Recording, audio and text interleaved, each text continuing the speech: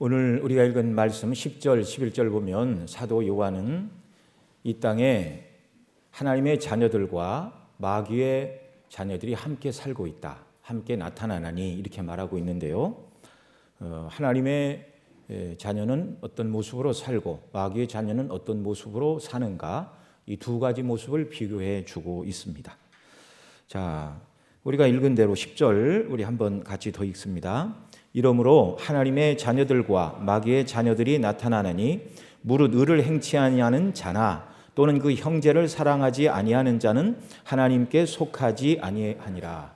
그러니까 의를 행하지 아니하고 형제를 사랑하지 않는 자는 하나님께 속하지 않는다, 이렇게 부정형으로 말했는데, 다르게 말하면 이게 무슨 말이죠? 누구에게 속한 사람들이라고요? 마귀에게 속한 사람들. 마귀에게 속한 자들은 의를 행치 아니하고 형제를 사랑하지 않는다. 그럼 이 말을 이제 긍정문으로 바꾸면 의를 행하고 형제를 사랑하는 자들은 누가 되는 것이죠? 하나님의 자녀들. 그래서 바로 그 뒤를 이어서 11절도 같이 읽습니다. 우리가 서로 사랑할지니 이는 너희가 처음부터 들은 소식이라. 아멘. 여기 11절에서 말하는 우리는 요한 사도를 포함하여 이 서신을 받아보던 구원받은 성도들을 향하여 하시는 말씀입니다. 그러니까 너무 명백하고 쉽게 대비가 딱 드러나 있습니다. 이 땅에는 하나님의 자녀와 마귀의 자녀들이 함께 살고 있는데, 하나님의 자녀들의 삶의 모습은 의를 행하고 형제를 사랑하는 것이며, 그러나 구원받지 못한 마귀의 자녀들, 마귀의 백성들을, 지옥 형벌에 떨어질 자들은 의 대신 불의를 행하고 사랑을 행치 않는다. 그런데 조금 더 나아가 보면 사랑 대신 무엇을 행할까요? 사랑 대신 가인같이, 12절에 보면 가인같이 하지 말라. 저는 악한 자에게 속하여 그 아우를 죽였다. 그 다음 13절 보면 형제들아 세상이 너희를 미워하거든 이상히 여기지 말라. 14절 우리가 형제를 사랑함으로 사망에서 옮겨 생명으로 들어간 줄 알거니와 사랑치 아니한 자는 사망에 거하느니라. 15절 앞부분 형제를 미워하는 자마다 살인하는 자니. 자, 그러니까 마귀에게 속한 자는 불의를 행할 뿐만 아니라 형제 사랑 대신에 형제를 미워하고, 미움의 끝자락이 뭡니까? 살인입니다. 살인. 예수님 형제를 욕하는 자마다 이미 마음에 살인했다, 그렇게 말씀하고 있는 것이죠. 그러나 하나님께로서 난 저와 여러분은 죄 대신 의를 행하고 형제를 사랑함으로 하나님의 자녀됨을 드러내야 한다는 말입니다. 이게 사도의 가르침이고, 사도가 이 말을 성경에 기록한 것은 성령께 받은 말씀이죠. 하나님께서 저와 여러분 모두가 이 땅을 살아갈 때 우리가 구원받은 하나님의 자녀임을 드러내고 증명하기를 하나님은 기대하시고 또 원하신다는 사실입니다. 자, 어떻게 살아감으로요? 죄 대신 의를 행하고 미움과 마음으로 사람을 살인하는 이런 악을 행하는 대신에 형제 사랑함을 통하여 저와 여러분 모두가 하나님께로서 난 자임을 드러내야 한다, 이걸 말씀해 주고 있습니다. 자, 우리가 이렇게 하나님께로서 난 자들로서 의를 행하고 형제 사랑을 실천해야 될 뿐만 아니라, 오늘 읽은 본문 14절에 가면 우리가 역시 의를 행하고 형제를 사랑해야 될 또 다른 이유를 말하고 있는데, 우리 14절 가서 또 한번 같이 읽습니다. 시작. 우리가 형제를 사랑함으로 사망에서 옮겨 생명으로 들어간 주를 알거니와 사랑치 아니하는 자는 사망에 거하느니라. 아멘. 자, 우리가 하나님께로서 났으니 의를 행하고 형제를 사랑하는 일을 해야 된다. 이건 하나님께로서 났고 하나님의 씨가 우리 속에 있다. 이거 앞 시간에 살펴본 바고요. 오늘 이 시간 살펴보려고 하는 것은 의를 행하고 또 형제의 사랑을 실천해야 한다고 요한 사도가 말하면서 두 번째 이유로 들고 있는 사망에서 옮겨 생명으로 들어간 자들이기 때문에 형제를 사랑함으로 우리가 사망에서 옮겨 생명으로 들어간 자들임을 역시 드러내야 된다라고 요한 사도가 가르쳐 주시고 있습니다. 자, 이제 잘 들어보시면 9절에서 말하는 하나님께로서 난 자와 14절에서 말하는 사망에서 옮겨 생명으로 들어간 자는 똑같은 자입니까? 다른 사람입니까? 똑같은 사람이죠. 그럼 똑같은 어느 한 사람을 말하는 것입니까? 그리스도 안에서 구원받은 모든 성도를 말하는 것입니까? 모든 성도죠. 저와 여러분입니다. 저와 여러분을 지금 하나님의 자녀 또는 구원받은 그리스도인 이렇게 말할 수 있지만 그걸 풀어서 설명하면 하나님의 성품을 닮은 하나님의 자녀로 새롭게 지으심을 받았고 또 그런 사람이 되도록 영적인 상태가 사망에 처해 있었는데 사망에서 옮겨 어디로 들어갔다고요? 생명으로 들어갔다고요. 네. 그래서 하나님의 자녀임을 그리고 사망에서 옮겨 생명으로 들어간 자임을 드러내고 우리가 나타내야 되는데 그것이 바로 죄 대신 의를 행하고 형제를 사랑하는 것이라고 지금 요한 사도가 거듭거듭 강조해서 반복해서 한 번은 이렇게 한 번은 저렇게 계속 강조해서 하나님의 사람들 그리스도인들이 어떤 모습으로 이 땅을 살아야 되는지를 가르쳐주고 있는 것입니다. 아주 친절하죠. 말씀드린 것처럼 이 둘은 별개의 다른 존재가 아니라 동일한 성도 한 사람만 가리키는 것이 아니라 그리스도 안에서 구원받은 모든 성도들이 다 하나님께로서 난 자이고 모두가 사망에서 옮겨 생명으로 들어간 자들이다. 여러분 이 악보 중에 이렇게 피아노를 보면 도하고 레 사이에 건반이 하나 더 있습니다. 검정 건반, 반음이라고 그러죠. 그래서 그 건반을 도를 기준으로는 도 샵이라고 그러고요. 레를 기준으로는 반음 내려갔다고 레 플랫이라고 그럽니다. 그러니까 애들이 하는 말로 같은 음 딴소리 이렇게 얘기를 하는 거예요. 똑같은 음인데 이름이 달라요. 그런 것처럼 그리스도인을 설명하되 정말 그리스도인들이 받은 바 은혜가 너무나 크고 하나님께서 그리스도인을 만들어 놓으신 바가 여러 국면에서 여러 가지로 설명할 수 있기 때문에 하나님의 백성, 그리스도인, 또 하나님께로서 난 자, 사망에서 옮겨 생명으로 들어간 자, 다음 시간에는 이제 또 다르게 표현하는 것을 생각을 해볼 터인데요. 이렇게 여러 가지 용어를 동원해서 그리스도인이 어떤 사람인가, 어떤 구원을 받았는가, 어떤 사람으로 부르심을 받았는가 계속해서 사도가 말씀을 해주고 있는 것입니다. 자, 하나님께로서 난 자라고 말할 때는 하나님의 성품, 하나님의 씨를 가진 자다. 그러니까 하나님을 닮아야 된다. 그래서 하나님이 거룩하시니 죄 대신 의를 행하고 하나님은 사랑의 성품을 가지셨으니 역시 형제를 사랑해야 된다. 지난 앞 시간에 말씀을 드린 바고요. 똑같은 그 그리스도를 향하여 오늘 14절에 우리가 생각해 본 대로 사망에서 옮겨 생명으로 들어갔습니다. 그래서 이제는 사망에 속했던 일, 그게 뭐냐면 의 대신 불의였고 사랑 대신 미움과 살인이었습니다.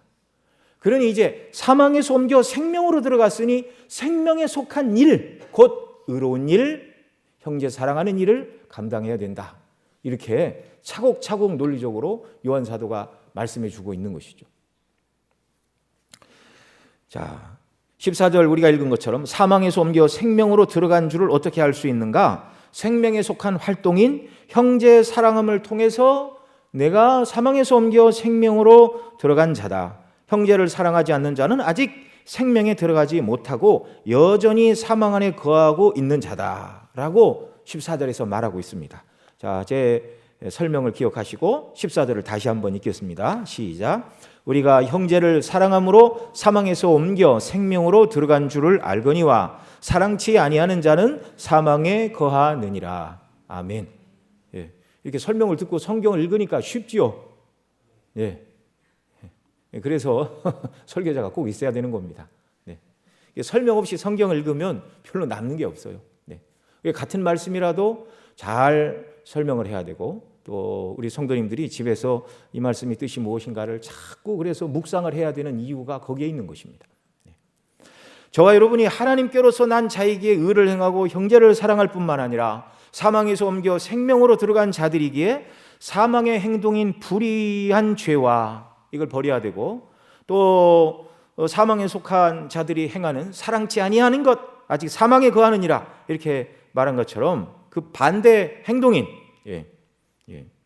미움과 살인 대신 그 반대 행동인 형제를 사랑함으로 여전히 사망 안에 머물러 있는 자들이 아니라 생명으로 들어간 자들임을 온전히 드러내야 하는 자들이다. 여러분, 이게 누구에게 하시는 말씀이라고요? 누구에게 하시는 말씀이라고요? 네? 제가 이렇게 개인적으로 물으면 뭉뚱그려 대답하지 말고 분명하게 대답하시기 바랍니다. 누구에게 하시는 말씀이라고요? 나 자신에게, 우리에게. 우리가 이 하나님 말씀을 들을 때 저건 누구 들으라고 하는 소리야, 또는 아직은 나는 그 단계에 이르지 못했어, 그렇게 생각을 하면 안 됩니다. 하나님의 성령께서 사도를 감동하여 오늘 우리에게 읽고 또 강론되는 말씀을 듣고 그렇게 살라고 주시는 말씀으로 믿으시기를 바랍니다. 그래서 오늘 우리가 이 말씀을 들으면서 마음에 찔림도 있어야 되고요. 나는 정말 죄가 아니라 의를 행해야 되는 사람으로 구원받았구나, 미움이나 살인이 아니라 형제 사랑을 실천하는 자들로 부름을 받았구나라는 것을 온전히 깨달을 뿐만 아니라 그렇게 살지 못한 것에 대한 애통과 회개함이 있어야 될 것이고, 또 그런 모습으로 살아가는 자가 되게 해달라고 은혜를 간구하며 소망하는 역사가 우리에게 있어야 하는 것입니다. 그래야 말씀을 바로 들은 것입니다. 그리스도 안에서 우리가 이제는 사망에 속한 자가 아니라 생명에 들어간 자, 생명에 속한 의의 행실을 행할 수 있고 생명에 속한 형제 사랑을 실천할 수 있는 새로운 피조물로 그리스도 안에서 새롭게 지어졌음을 먼저 믿으시기 바랍니다. 그리고 이제 이것을 우리 삶에 적용을 해야 되는 것이죠. 과거 그리스도 밖에 있을 때는 사망에 속하여 영적으로 죽은 자들로서 생명에 속한 일을 전혀 할 수 없었고 사망에 속한 일을 행하며 하나님의 진노 아래 있었던 자들이었을 뿐입니다. 그런데 하나님께서 그리스도 안에서 저와 여러분을 놀랍게 바꿔주셨습니다. 먼저 모든 인생은 사망에 속한 자가 되었습니다. 날 때부터 그렇습니다. 왜죠? 아담의 범죄 후에 모든 인생은 죄 가운데 잉태되고 죄 가운데에서 태어나기 때문에 그렇습니다. 죽은 상태로 태어나는 것이죠. 이것을 다윗은 시편 51편 5절에 이렇게 말합니다. 내가 죄악 중에 출생하였으며 모친이 죄 중에 나를 잉태하였나이다. 인생의 잉태와 탄생 자체가 다 죄 아래서 진행되는 일이라는 말이죠. 그래서 아담의 후손들, 죄 아래서 난 모든 자들은 죄와 허물로 죽은 자들로서 죽음 곧 사망에 속한 일을 행하였습니다. 그래서 에베소서 2장에서 보면 사도 바울이 말하죠. 죄와 허물로 죽은 너희를 살리셨도다. 살리시기 전에 육체와 마음에 원하는 대로 행하여 본질상 하나님 앞에 진노의 자녀들이었을 뿐이다. 공중 권세 잡은 사단 마귀를 따라 살아가는 삶이었다.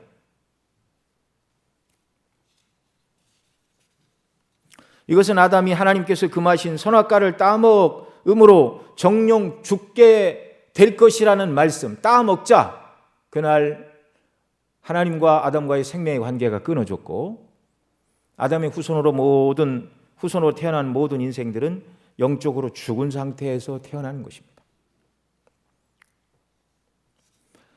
저와 여러분은 예수님 안에서 사망에서 옮겨 생명으로 들어간 자들인데 우리가 과거 예수님 믿기 전에는 이 사망에 속하여 정말 하나님을 모르는 자들이었습니다.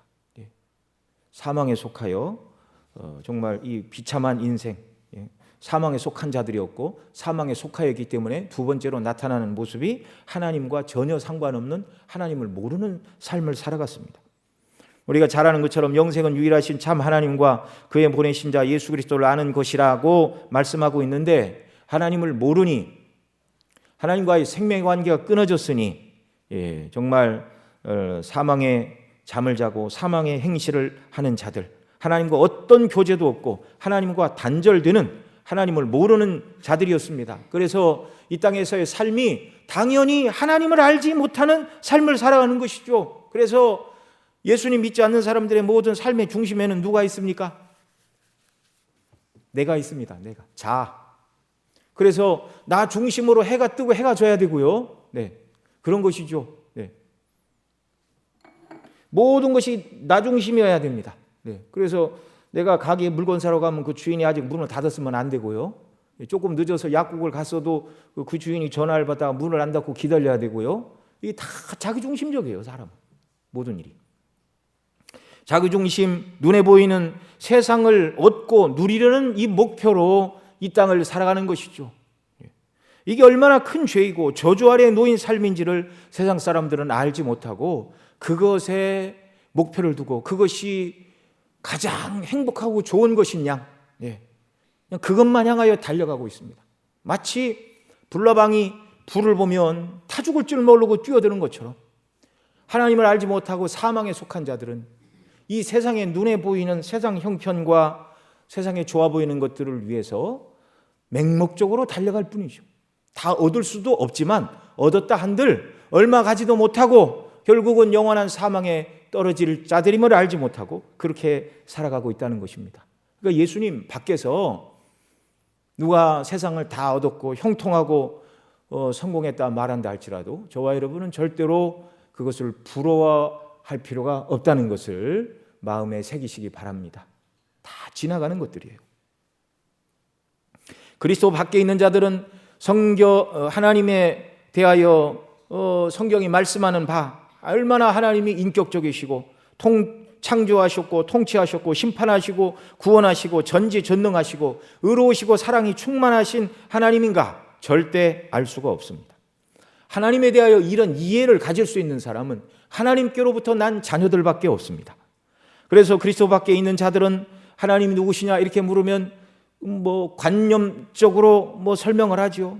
이렇게 어떤 선한 도덕적인 영향력, 힘, 그러나 인격이라고는 생각을 못 하고요. 그들은 성경을 읽어도 하나님의 사랑을 발견할 수 없습니다. 그들의 눈에는 하나님은 모든 것을 자기 마음대로 하는 폭군처럼 보이기도 할 뿐입니다. 그래 어떤 사람들은 거듭나기 전에 출애굽기를 읽으면서 왜 하나님은 이스라엘 백성 그냥 불러만 되지 애굽을 완전 망하게 하고 또 애굽의 군대를 홍해에서 다 그렇게 수장시켜서 죽게 할 것은 뭐냐? 그냥 돌려보내시면 될 일이지. 애굽의 군대가 홍해물에 들어오기 전에 그냥 먼저 물을 닫으시면 안 죽고 돌아갔을 텐데 왜 굳이 그 물에 다 빠뜨려 죽게 하시는가? 또 가나안 땅의 거민들은 왜 다 죽이라고 하시는가? 하나님의 거룩을 모르고 죄에 대한 하나님의 심판과 진노를 모르니 사람들은 그렇게 말하는 것이죠. 여러분, 인생들이 이 땅에서 병들고 고난당하고 고통을 당하고 때로는 죽고 어떤 형벌을 받는다 할지라도 그 모든 것은 다 하나님의 의로우신 심판 아래에서 진행되는 일이고요. 인생이 당하는 그 어떤 불행한 일이라 할지라도 그들이 지은 죄에 비해서 하나님께서 진노와 심판은 너무나 세상에서는 너무나 그 죄에 대하여 하나님의 진노와 심판이 작은 모습으로 나타나고 물론 죽어서 지옥 형벌에 들어가면 이제 완전한 하나님의 진노가 계속 영원토록 시행이 되는 것이죠. 그러나 이 땅에서는 어떤 죄로 말미암아 누가 고통과 어려움과 불행한 일을 당한다 할지라도 하나님의 진노가 즉시로 나타나지 않고 하나님이 매우 오래 참고 기다리셨다는 사실을 기억해야 됩니다. 그래서 아브라함에게 말씀하셨죠. 가나안 땅을 약속해 주셨는데 400년 후에 이 땅에 내 후손들이 다시 애굽에 갔다가 돌아올 것이다. 아직 이 땅 백성들의 죄가 관영치 않았다. 그래서 하나님께서는 400년을 기다리셨어요. 그들의 죄가 관영하기를 기다리셨지만 다른 말로 바꾸면 그들이 하나님의 은혜를 간구하고 회개하면 생명을 얻을 수 있는 시간이었습니다. 그러나 그렇게 하지 못한 것이고 안 한 것뿐이죠. 여러분, 절대 하나님의 진노와 심판이 인간이 행한 죄와 악보다 크다고 생각해서는 안 되는 것입니다.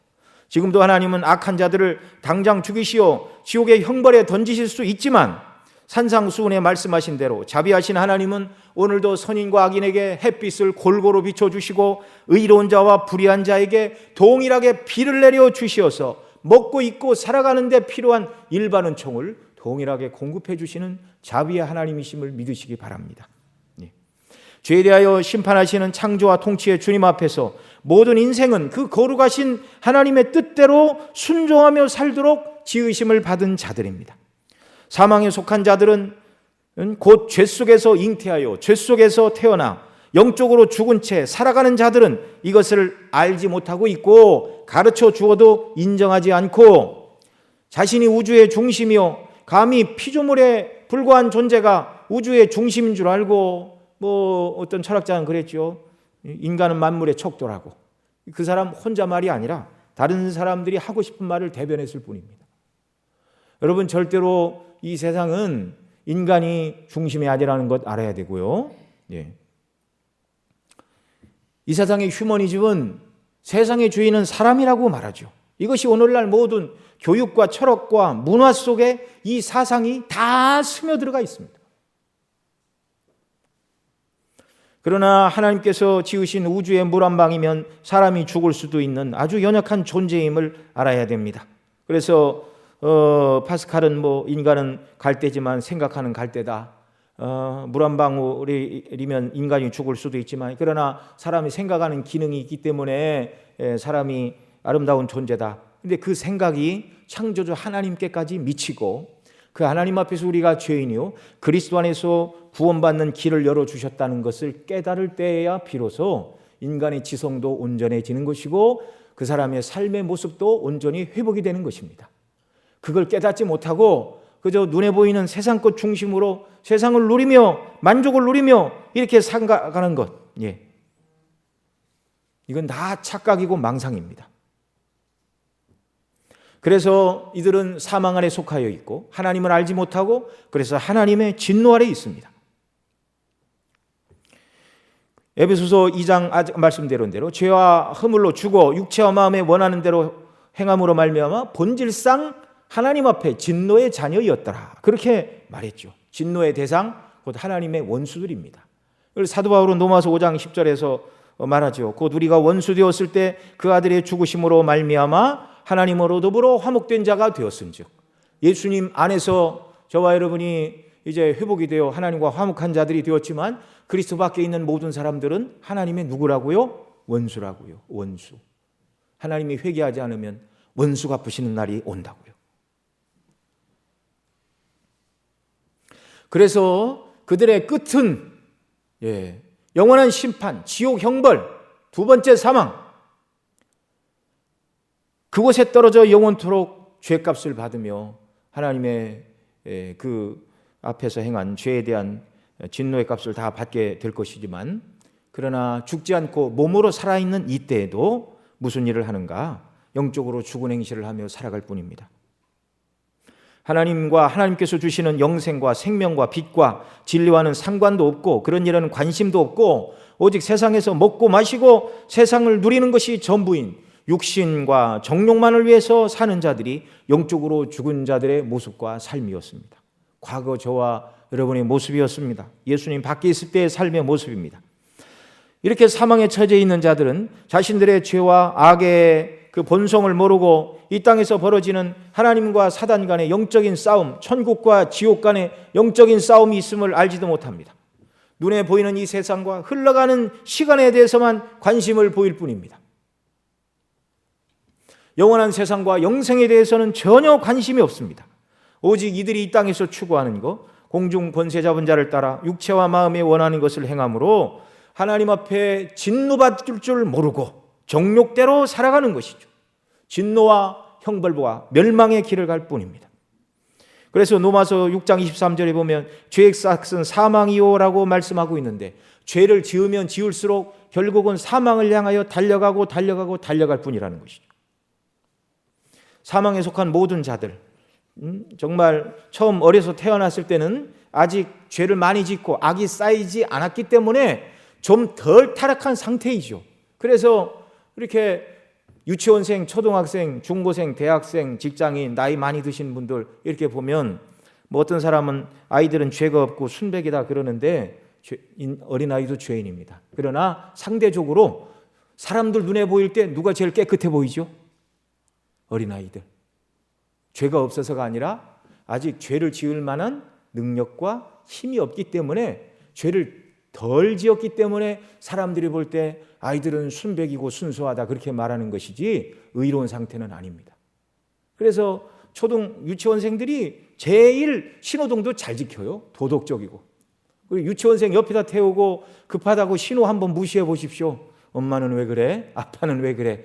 당장에 초등학생, 중학생까지 그러죠. 그래서 이제 대학생 되면 이해를 합니다. 급하면 그냥 빨리 갈 수도 있다는 것.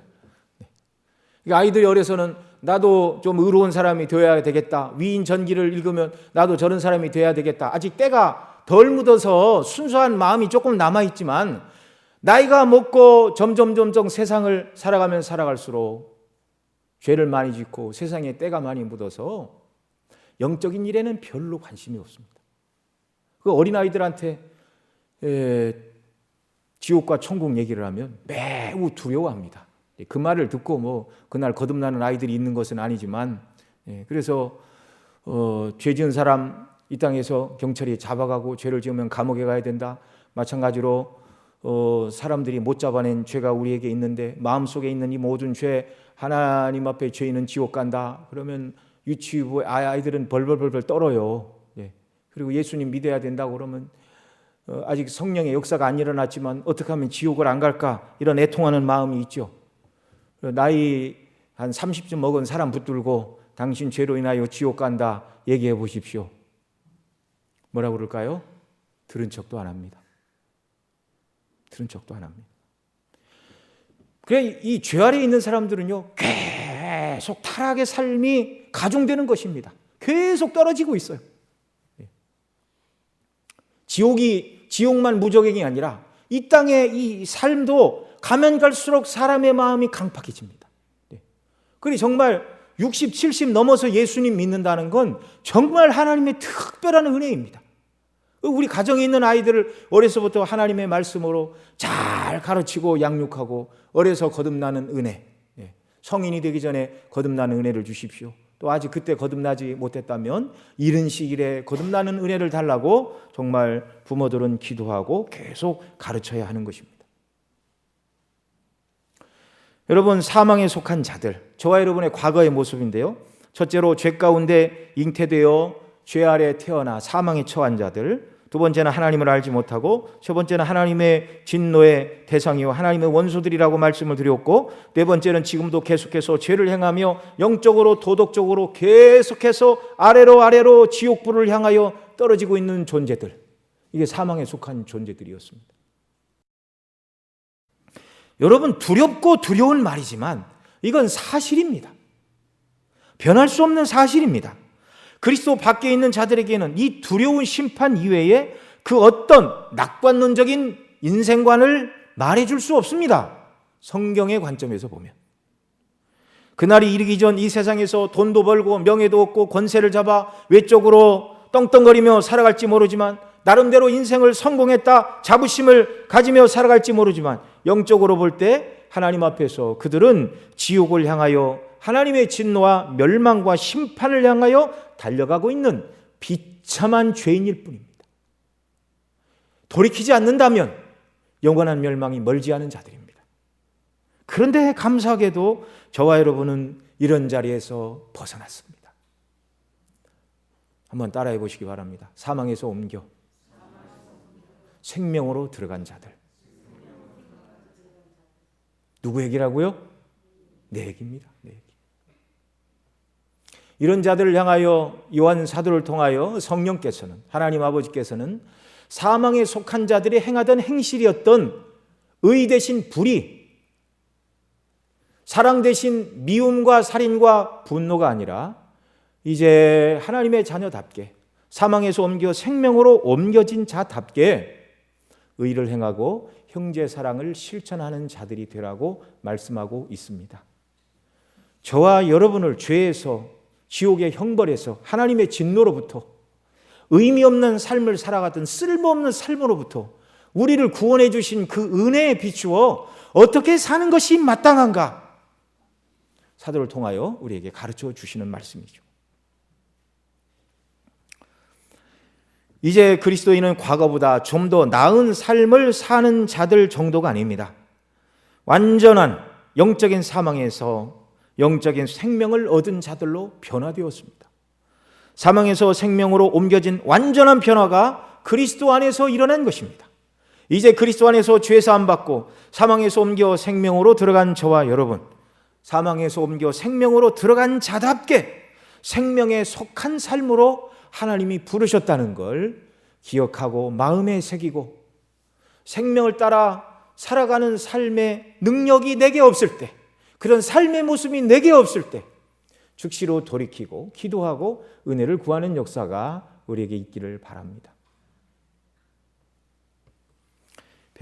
사도론 베드로전서 2장 9절 이하에서 이렇게 말했습니다. 우리를 어두운 데서 불러내어 그의 기이한 빛에 들어가게 하시고 하신 하나님의 백성이 아니더니 지금은 하나님의 백성이라고 그렇게 말하였습니다.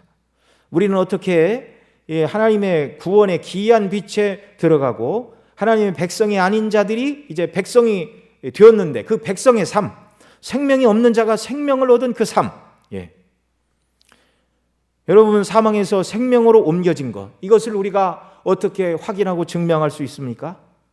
앞서 사망에 속한 자들은 하나님을 모르는 자다라고 그랬는데 이제 저와 여러분은 하나님을 아는 자들입니다. 그래서 영생은 뭐라고 그랬죠?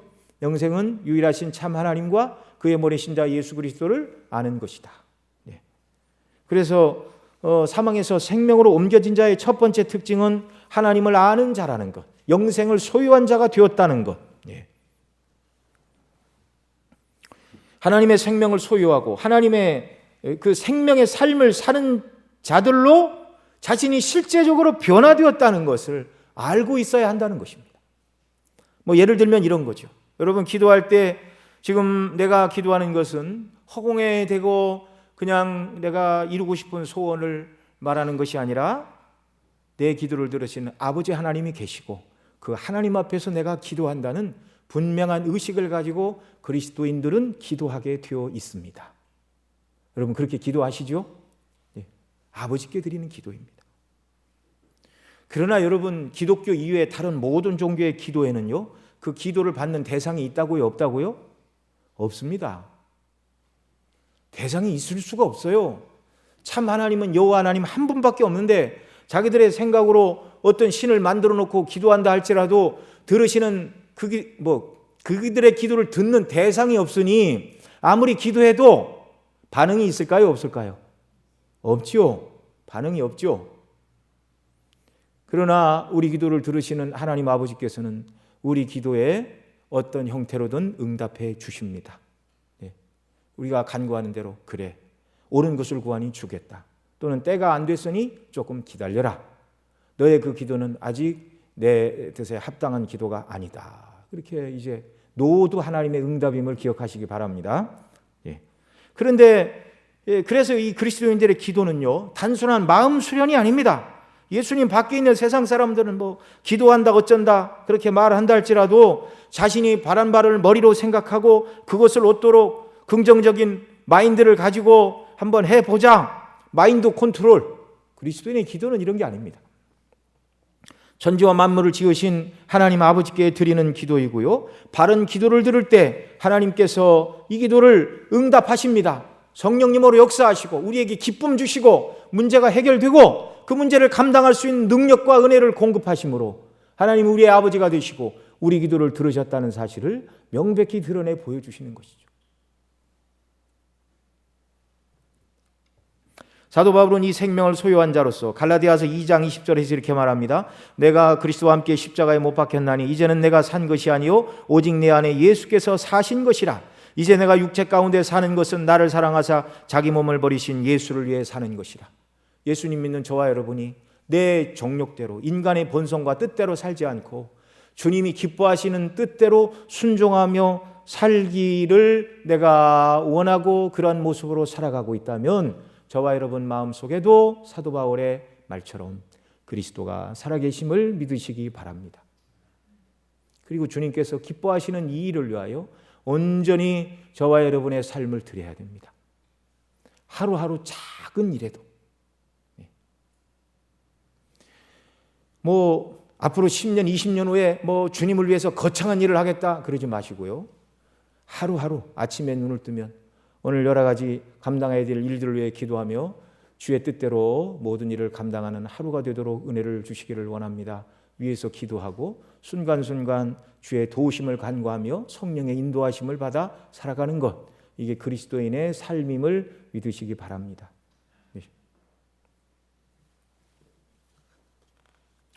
기도하는 특권을 주셨고 기도하면 들으시고 응답하시는 은혜를 베풀어 주십니다. 두 번째로 사망에서 생명으로 옮겨진 자들은요, 하나님을 아는 자들일 뿐만 아니라 하나님께 속한 영적인 일을 생각하고 그 일에 자신을 드리는 사람이죠. 사도 바울은 로마서 8장 5절에서 영에 속한 자는 영의 일을 생각하나니, 영적인 일, 곧 하나님이 기뻐하시고 원하시는 일, 이 일을 생각한다는 것이죠. 사망에 속해 있을 때는 영적인 일과 전혀 접촉이 되지 않았습니다. 죽어 있었기 때문에. 영적으로 죽어 있으니 생명과 접점이 없고 영적인 일을 바라볼 때 무의미해 보이고 쓸모없고 자기와 상관없는 일처럼 보이는 것입니다. 그래서 하나님께서 은혜 주시기 전에는 예수님 믿으라고 말하는 사람이 참 쓸데없는 일을 하는 것처럼 보이고, 그런 말 하는 사람이 미워 보이고, 오직 할 일이 없으면 일요일에 교회 가서 앉아 있을까, 등산이나 가지, 이렇게 말하는 것이죠. 예. 그러나 이제 그런 사람들 가운데서도 하나님께서 택한 백성, 그런 사람들 가운데서도 주님이 위하여 죽으신 주님의 자녀가 있는 줄 믿으시기 바랍니다. 예, 그걸 우리가 어떻게 알죠? 다 구원받았다면 그날이 주님이 오시는 날입니다. 아직 주님이 재림하시지 않으셨기 때문에 우리가 살고 있는 삶의 주변에 우리를 통하여 복음을 드려야 될 사람들이 있다는 사실을 여러분 기억하시기 바랍니다. 우리는 몰라요, 그 사람이 누군가. 그러니 그들의 반응이 어떻게 나온다 할지라도 복음을 전하는 것이 하나님을 아는 자, 생명에 속한 자의 반응이라는 것을 여러분 꼭 기억하시기 바랍니다. 내가 예수님 믿으라고 그러면 저 사람이 나를 조금 신자유로 쳐다볼 텐데, 무시와 멸시를 당할 텐데, 그런 거 걱정하지 마세요. 복음 인하여 조금 우리가 남들에게 멸시를 당하고 무시를 당하면 어떻습니까? 주님은 나를 위하여 핍박을 받는 자 복이 있다, 그렇게 말씀해 주셨죠. 자, 그러나 이제는 영적인 일, 영적인 하나님의 나라, 하나님의 왕국의 일원이 되었으니 영적인 일에 관심을 갖게 됩니다. 그래서 그 하나님의 나라가 확장되는 복음 증거에 관심을 두게 되고, 이 세상과 세상에 속한 자들을 불쌍히 여기고 기도하는 일들로 나타나는 것이죠. 내 자신이 영적으로 바르게 서고 주의 뜻대로 순종하는 일을 위해서 일할 뿐만 아니라 그리스도 밖에 있는 하나님 품을 떠난 잃어버린 영혼들을 불쌍히 여기고 위해서 기도하는 그런 역사. 그래서 정말 우리가 전도하는 일에 힘써야 됩니다. 뿐만 아니라 영적으로 죽은 자들을 분별할 수도 있고, 또 생명으로 탄생하여 생명의 씨가 싹을 틔워 잎과 꽃을 피워가는 그런 모습들도 우리 스스로가 나 자신을 바라보며 발견할 수 있어야 되고요, 옆에 있는 성도들의 모습을 보고도 발견할 수 있어야 됩니다. 그래서 주일학교 선생님이면 주일학교 학생들이, 구역장이면 구역원들이 영적으로 힘들어하는 일들을 바라보면 기도해주고, 구역장만 그래야 되는 게 아니죠. 구역원이 구역장을 바라보고도 마찬가지입니다. 모든 구역원들이, 같은 전도의 회원들이, 같은 성도들이 영적으로 연약한 성도, 영적인 싸움을 하고 있는 자들을 알아보고 위해서 기도하고 섬기고 도와줘야 하는 일이죠. 여러분, 이게 다 영적으로 하나님 기뻐하시는 일임을 여러분 믿으시기 바랍니다. 우리가 하나님 아버지와 우리 주 예수 그리스도에 대해서 더 알아가고 더 신뢰하고 더 주님께 우리 자신을 의탁하고 주님의 뜻을 위해서 살아가고 있는가? 그렇다면 저와 여러분은 사망에서 생명으로 옮겨진 자들로서 생명에 속한 일을 행하고 있는 자들이라는 말이죠.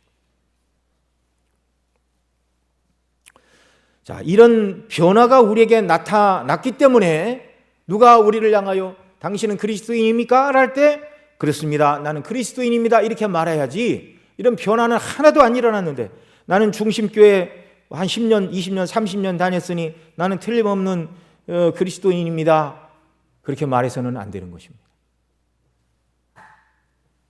생명에 속한 자로서, 하나님께로서 난 자로서 삶의 아름다운 모습, 하나님께로서 난 자, 사망에서 옮겨 생명으로 들어간 자, 의로우신 사랑의 하나님을 닮아서 의를 행하고 형제를 사랑하는 자라고 하나님께로서 난 자이기 때문에 의를 행하고 형제를 사랑해야 된다. 계속 강조하고 있죠. 또 사망에서 옮겨 생명으로 옮겨졌으니 생명에 속한 자의 행실을 하기 위하여 사망에 속한 불의한 죄, 사망에 속한 미움과 살인이 아닌 형제 사랑을 실천하는 것, 그렇게 함으로써 우리가 구원받은 하나님의 자녀요 사망에서 옮겨 생명으로 들어간 자들임을 드러내야 한다. 여러분, 이 말씀을 마음에 새기는 귀한 역사가 우리에게 있기를 바랍니다. 형제 사랑의 많은 일들 요한 사도가 가르쳤고, 또 사도 베드로도 이 형제 사랑을 가르쳤고, 바울도 가르쳤습니다. 그 중에 사도 바울이 고린도후서 8장에서 한 말씀 한 군데만 말씀을 드리겠습니다. 사도 바울은 고린도 교회에 향하여 편지를 쓰면서 고린도후서 8장에서 예루살렘 교회가 큰 흉년으로 인하여 밥을 먹지 못하고 굶주리는 자들이 있다. 그들이 그리스도 안에서 형제다. 고린도 교회 사람들은요, 얼굴을 한 번도 본 적이 없어요. 예루살렘 교회 교인들이 누군지 알 수도 없어요. 그러나 그들로 말미암아 결국 우리가 복음 전함을 받지 않았느냐. 복음 전함을 받았을 뿐만 아니라 그리스도 안에서 한 형제로 하나님께서 우리를 지으셨다. 이방인과 유대인의 간격이 없어지고 이제는 그리스도인, 비그리스도인 이렇게만 나뉠 뿐이죠. 한 번도 얼굴을 본 적이 없는 그들을 향하여 너희가 주일에 모일 때마다 주중에 열심히 일해서 벌은 가지고 미리 연보를 해서 내가 가서 급하게 헌금하지 말고 매 주일 조금씩 너희들의 수입에서 선교비 보낼 것을 예배하라. 그렇게 이제 편지를 보내면서 마게도냐 교회, 곧 빌립보 지역에 있는 교회 예를 들어서 이렇게 말합니다. 마게도냐 교회들이 어떻게 하고 있는지 소개를 했는데요. 마게도냐 지경의 교회들이 흉년을 인하여 예루살렘 성도들이 큰 어려움을 당하고 있다는 소식을 듣고 형제 사랑을 실천하기 위하여 극한 가난 속에서 기쁨으로 연보를 했다. 그렇게 말하고 있습니다.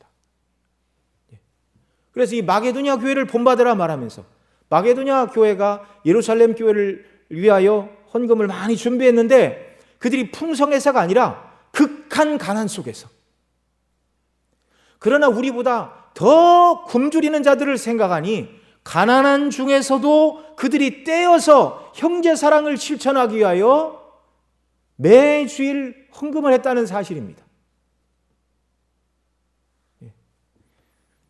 이 말씀을 드리면서 저 자신에게 하는 설교입니다. 여러분, 우리가 하나님 앞에 드리는 것, 주님의 이름으로 선교하고 봉사하는 일들에 인색하지 않기를 바랍니다. 우리가 드리는 적은 선교비로 선교지에서는요, 정말 한 사람이 정말 아사 위기에서 살아나는 일도 있고요, 선교사님들이 그런 것들을 통해서 더 힘을 얻고 복음이 힘있게 증거되는 일이 선교지에서 일어나는 것이죠. 야고보서에도 보면 말로만 사랑하지 말고 물질로 사랑하라, 뭐 딱 집어서 얘기를 합니다. 배고픈 자에게 따숩게 하라, 배부르게 하라. 무슨 소용이 있느냐? 내가 먹을 것을 주고 네가 땔감을 주고 내가 옷을 주라.